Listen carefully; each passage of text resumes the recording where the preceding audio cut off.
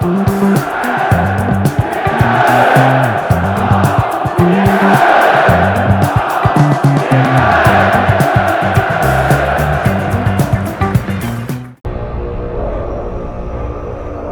hear that crowd?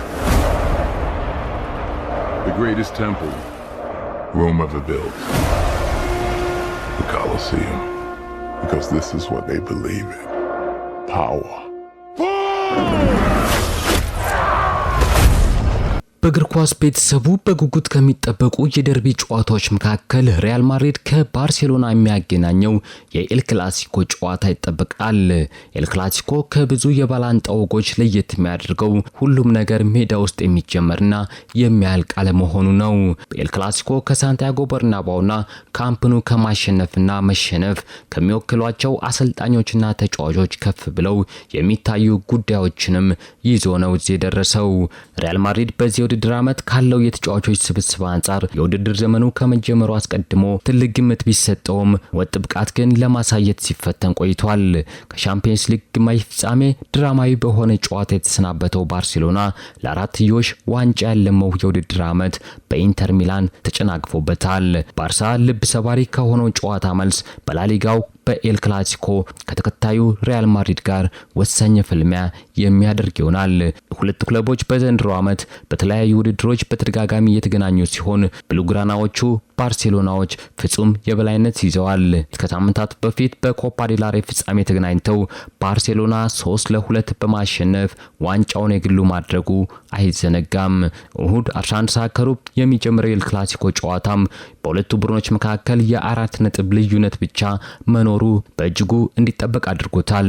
ባርሴሎና 35ኛ ሳምንት በደረሰው የስፔን ላሊጋ ከተከታዩ ሪያል ማድሪድ የ4 ነጥብ ብልጫ የያዘ ሲሆን ወጥ አቋም በማሳየት በተጋጣሚያቸው ላይም የበላይነትን ሲያሳይ በተደጋጋሚ ቆይቷል። ሪያል ማድሪድ ምንም እንኳን ያለፉትን 4 ጨዋታዎች በድል መወጣት ቢችልም የአሰልጣኝ ካርሎ አንቸሎቲ ቡድን ውጤት አስጠብቆ ለመውጣት እየተቸገረ ይገኛል። በክረምቱ ከክለቡ መለያየታቸው አይቀርም የሚባሉት ካርሎ አንቸሎቲ የውድድር ዓመቱን በዋንጫ አሸናፊነትን ለማጠናቀቅ ብቸኛ ያላቸው ተስፋ ላሊጋው ነው። በዘንድሮ ዓመት በተደጋጋሚ የገጠሙትን ባርሳን የፊት መስመር ተጫዋቾች ላሚን ያማልና ራፊናን ለማቆም የቀመሯቸው ታክቲኮች እስካሁን አልተሳካላቸውም። ካርሊቶ በክለቡ እግር ኳስ አሰልጣኝነት የመጨረሻ ይሆናል የተባለው የውድድር ዓመት አምና ባለድል የሆኑበትን የሊግ ግብ ለማሳካት ባርሳ በሜዳቸው የማሸነፍ ግዴታ ውስጥ ገብተዋል። ሁለቱ ክለቦች በላሊጋው በከፍተኛ ግብ አግቢዎች ደረጃ የሚወዳደሩትን ሮበርት ሌዋንዶውስኪና ኪሊያን ምባፔን የያዙ በመሆናቸው የዋንጫውን መዳረሻ በሚወስነው ጨዋታ ቡድናቸውን አሸናፊ እንደሚያደርጉም ይጠበቃል። የመጀመሪያው ኤል ክላሲኮ ጨዋታ የተደረገው በፈረንጆቹ 1901-02 ሲሆን ጨዋታውንም ባርሴሎና 3-1 ማሸነፍ ችሎ ነበር።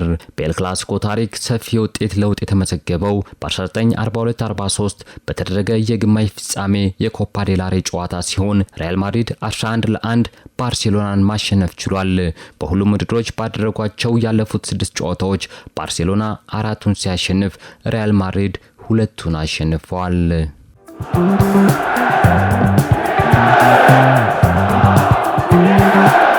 እስካሁን ስትከታተሉት የነበረው መረጃ ይህን ይመስል ነበረ። እንደተለመደው ላይክ፣ ሼር፣ ሰብስክራይብ በማድረግ መረጃውን እንዲደርሱ ያድርጉ።